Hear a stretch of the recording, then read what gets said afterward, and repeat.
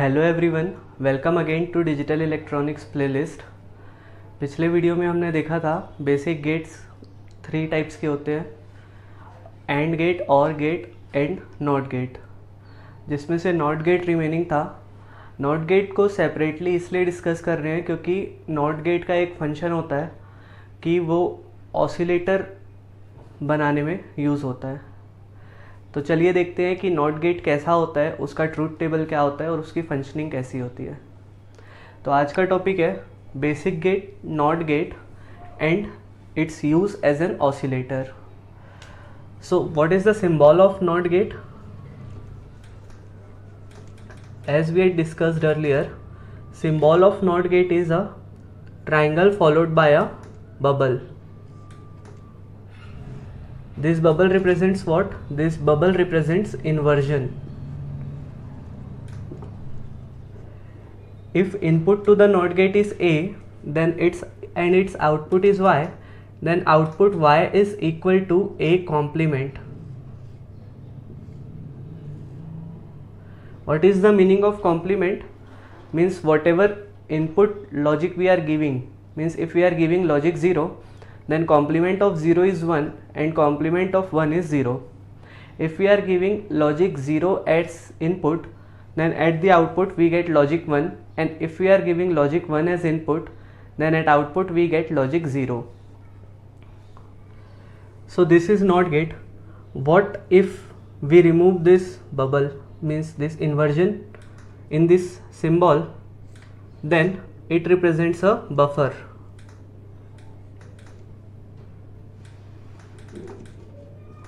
Buffer will give the same output whatever we are giving at the input. Then why we are using buffer, we will see afterwards.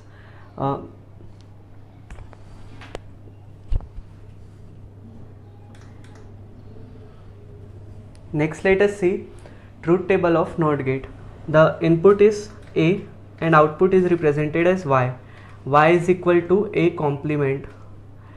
If input is 0, then its output is 1, and if its input is 1, then output is logic 0. So what we can say about NOT gate? Output is complement logic of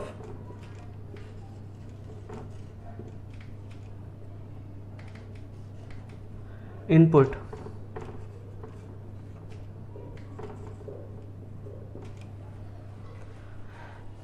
Next we will see how this NOT gate can be used as an oscillator or a stable multivibrator. But before that, let us see an important part of logic gate, that is propagation delay. Basic meaning क्या होता है propagation delay का? Propagation delay actually हर electronic circuit में exist करता है। इसका meaning ये होता है कि जब हम किसी लॉजिक गेट को या फिर किसी इलेक्ट्रॉनिक सर्किट को इनपुट प्रोवाइड करते हैं तो वो सडनली हमें आउटपुट नहीं देता। इनपुट और आउटपुट के बीच में कुछ सर्टेन मिली सेकेंड्स या फिर माइक्रो सेकेंड्स का डिले होता है। उस डिले को बोलते हैं प्रोपोगेशन डिले। उसका wave form wise propagation delay को कैसे रिप्रेजेंट करते हैं, और पर्टिकुलरली हम प्रोपोगेशन डिले को नॉट गेट में ही क्यों पढ़ रहे हैं, चलिए देखते हैं।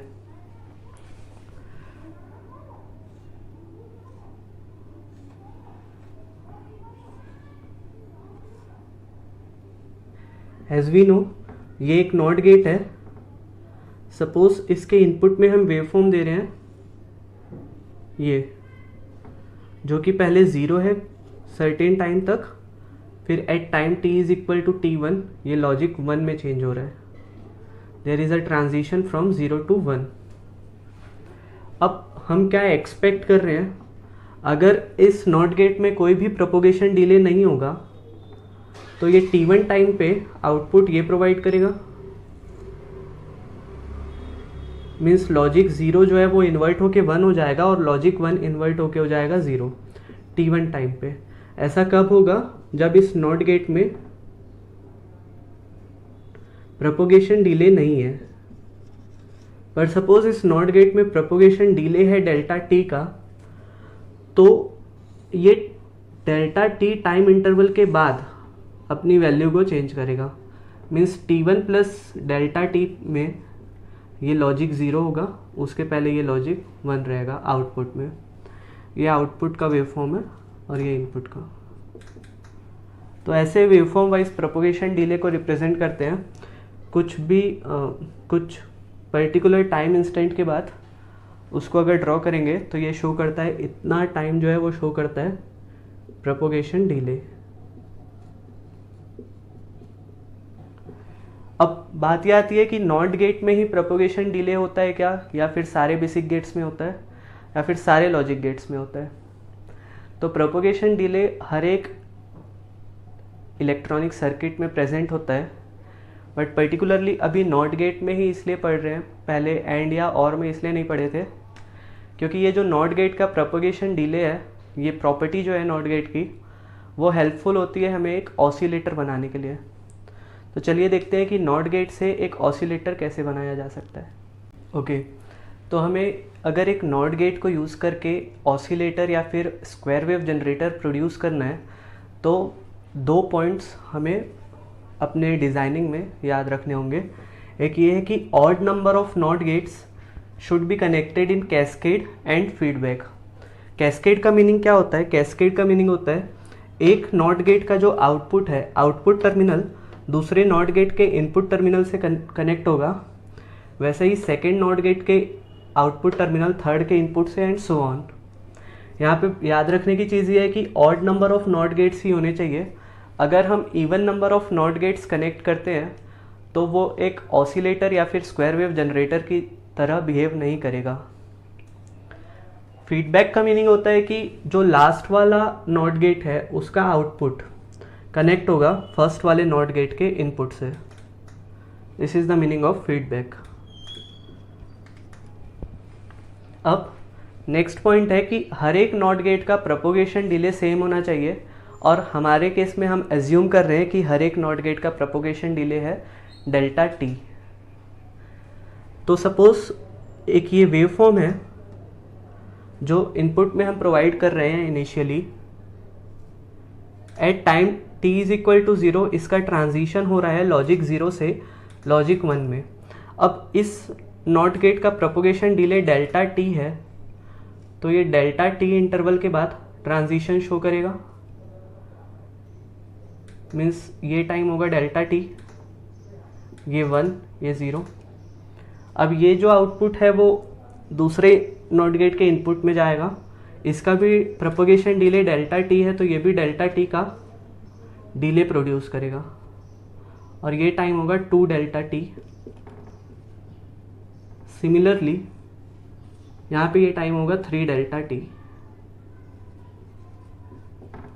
अब ये जो आउटपुट है लास्ट वाले नॉट गेट का, उसको फीडबैक के थ्रू हम फर्स्ट वाले नॉट गेट में एज एन इनपुट प्रोवाइड किया, और इनपुट में ये जो वेवफॉर्म है, ये जो इनपुट है वो पहले से ही प्रेजेंट है, तो ये y का जो वेवफॉर्म है वो इस साइड आके सुपर इम्पोज होगा। मीन्स 0 में तो ये प्रेजेंट है ही, at t is equal to 0 इसका ट्रांजिशन हो ही रहा है। ये वाला ट्रांजिशन कब शो होगा? 3 डेल्टा t के बाद। और ये प्रोसेस रिपीट होते जाएगी, तो हमें एक स्क्वायर वेवफॉर्म मिल जाएगा।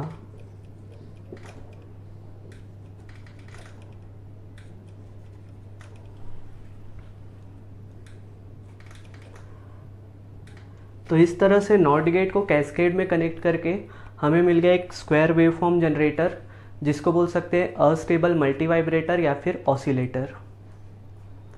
अब इस स्क्वायर वेव का जनरली गेट के एग्जाम में जो क्वेश्चंस पूछते हैं वो है कि इसका फ्रीक्वेंसी ऑफ ऑसिलेशन क्या है या फिर इसका टाइम पीरियड क्या है। तो टाइम पीरियड वो टाइम इंटरवल होता है जिस इंटरवल के बाद ये वेवफॉर्म खुद को रिपीट कर रही है। तो अगर हम इस वेवफॉर्म में देखें तो इस टाइम इंटरवल के बाद ये चीज़ें रिपीट हो रही है आगे, तो इसका टाइम इंटरवल क्या होगा? t is equal to 6 delta t इसका टाइम पीरियड होगा, और फ्रीक्वेंसी होता है 1 अपॉन टाइम पीरियड, तो हो जाएगा वो 1/6 डेल्टा टी। अब ये फॉर्मूला नहीं है, ये कब आया, जब हम 3 नॉट गेट्स को यूज़ करे थे। 3 नॉट गेट्स को यूज़ करके इस साइड 6 आया, फ्रीक्वेंसी में भी 6 आया। तो 3 का 6 के साथ क्या रिलेशन है, 6 इज 2 टाइम्स ऑफ 3। तो इन जनरल हम बोल सकते हैं कि अगर n number of not gates use करके हम ऑसिलेटर बना रहे हैं तो उसका टाइम पीरियड और फ्रीक्वेंसी ऑफ ऑसिलेशन क्या होगा, उसका टाइम पीरियड होगा फॉर n नॉट गेट्स अगर यूज़ कर रहे हैं तो उसका टाइम पीरियड होगा 2n डेल्टा टी, और फ्रीक्वेंसी ऑफ ऑसिलेशन होता है 1 upon time period, that is 1/2n delta T. ये इम्पॉर्टेंट है, इससे जनरली 3 to 4 टाइम्स गेट के एग्जाम में क्वेश्चंस आए हैं।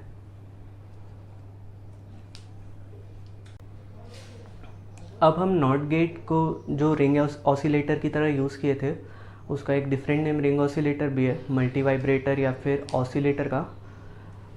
उसके कुछ क्वेश्चंस देखते हैं। फर्स्ट क्वेश्चन है जिसमें 5 number of not gates cascade और फीडबैक में कनेक्टेड है। उसका प्रोपगेशन डिले हर एक नॉट गेट का दिया हुआ है 100 पिको सेकेंड। 100 पिको सेकेंड का मीनिंग होगा 100 इंटू 10⁻⁻12 सेकेंड, और उसका फ्रीक्वेंसी ऑफ ऑसिलेशन हमें फाइंड आउट करना है। तो फ्रीक्वेंसी ऑफ ऑसिलेशन का फॉर्मूला क्या होता है, f is equal to 1/2n delta T, means 1/2 into n is equal to 5 year, 5 into 100 into 10⁻⁻12।